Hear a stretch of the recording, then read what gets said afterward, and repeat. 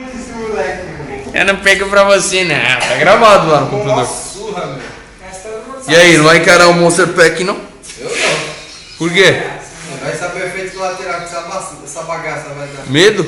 Arregou. Tem medo sim. Arregou. Você tá pensando no depois, você tem que pensar em agora. Agora. Você tá com medo. Eu pensei no agora do vídeo do Itubaína com leite, você viu, né? Que eu fiquei uns dias sumido. Foca no presente. Ficou uns dias com diarreia. Sabe os vídeos que eles fez? Você viu o vídeo que eles fez? Eles pegaram a Coca-Cola e comeram mentos depois. É o que a gente vai fazer.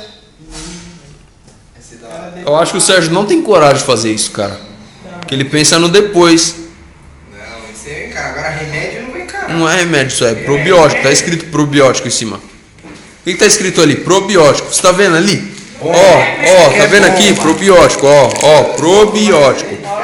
Probiótico. Aqui, Ó, ele vai tomar um desse aqui, ó. Igual eu tomei, ó. ó. Sérgio conhece, o Sérgio não dá. Isso aí, cara.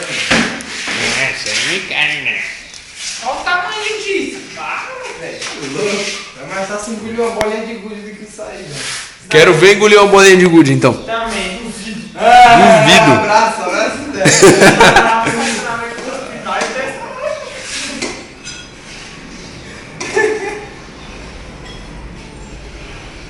Gravando aí, né, mano?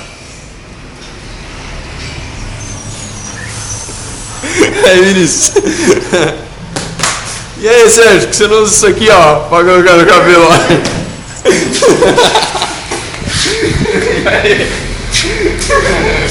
E aí? E aí, Sérgio? Dá um negócio desse aí, velho. Ô. O Henrique ficou nervoso. Pera aí. Olha assim, e aí? Tomou um golpe de jiu-jitsu? Que dia? Eu derrubei ele que nem saco de batata. Que dia? Ele não te matou, não? Não, ele tentou, não conseguiu. Ele tentou fazer igual. O Henrique falou, chama o Sérgio lá que eu quero falar com ele agora. Deixa eu lá, vou pegar o vídeo